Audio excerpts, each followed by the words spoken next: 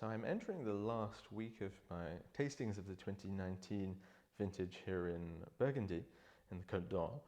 And all of those notes will be published in a report coming out in the Wine Advocate at the usual time.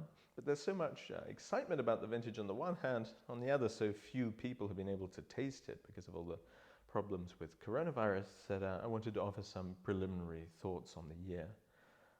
That was a year defined by a dry winter. This set the stage for a hydric deficit throughout the season of about 60%. Really a dry year, and that combined with the effects of rather inclement weather at the time of flowering resulted in notably low yields. A lot of shot berries, small clusters. In the whites, producers who were making in 2018 a very generous vintage, let's say they made the appellation maximum yield, in 2019 were making much more like 20, 25, 30 hectoliters per hectare and were happy to do so. Some producers reported even less than that.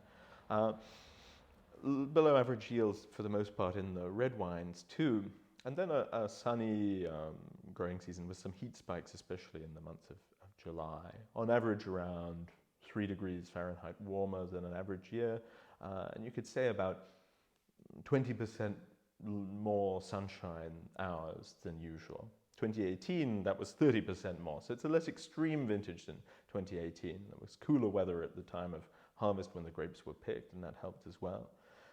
So the result is wines that are very concentrated, and that's clear, and that's most noticeable in the white wines. The white wines are powerful, but the effect of concentration, and this was exaggerated by a dry north wind around the last few weeks of the harvest, which really made the sugars rocket, but it also concentrated the acidities. So the 2019 whites at their best are very muscular, powerful wines, but also rather chiseled, rather dynamic. And after all the things that I heard about these wines being very heavy and rich, I was very positively surprised to see the acidities. For the most part, talking in broad brushstrokes, of course, but the pHs are lower than the pHs of the 2018s, and there's also a lot more substance. Sometimes it's helpful to think of analogies, and if you were going to find analogies for the 2019 whites, I'd say you have the very sort of phenolic, dry extract and concentration of 2015 with the ripe skins of the grapes that you can really taste in the structure, physical structure of the wines. There's a sort of creamy textural quality also which comes from these very low yields. It's more reminiscent of 2012, another low yielding vintage, albeit one with very different conditions. And then there's a sort of freshness, a brightness to the acidity that in many respects is more reminiscent of a serious vintage like 2017. So taken together, I was generally rather favorably impressed by wines about which I'd heard somewhat unflattering remarks. And in fact, in many cases, I found 2019s more interesting than 2018s. I'm certainly going to be adding plenty to my cellar, selectively, of course, but that's of course the nature of Burgundy. 2019 reds, I had already from the beginning a much clearer sense of how they'd be because I actually made some myself, and from the very beginning when the grapes entered the tank, they were just striking, incredibly pure, perfumed, expressive fruit, very subtle velvety tannins, and a lovely sense of energy, of dynamism, even though this is like 2018 before it, a vintage defined by sunshine. The result is quite different, in fact. 2018s can often be rather monolithic, very structured, broad-shouldered wines, carrying a lot of tannin, a lot of color. The 19s are less saturated in hue, they're more immediately expressive. The tannins are much more charming.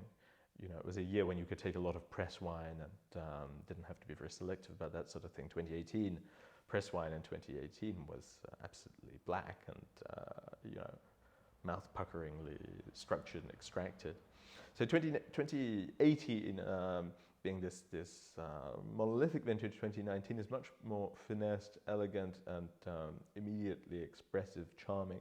I think you could say, looking at analogies again, that it combines some of the grace and perfume and pleasurability of the 2017s with some of the depth and seriousness and concentration of the 2015s. That's a very charming combination for sure, and Looking further back, I might point to vintage such as 1964, which is also a vintage sort of defined by sunshine, generosity, and wealth of fruit, but similarly one that leaves a lot of space for the nuances of site, nuances of producer that make Burgundy so fascinating.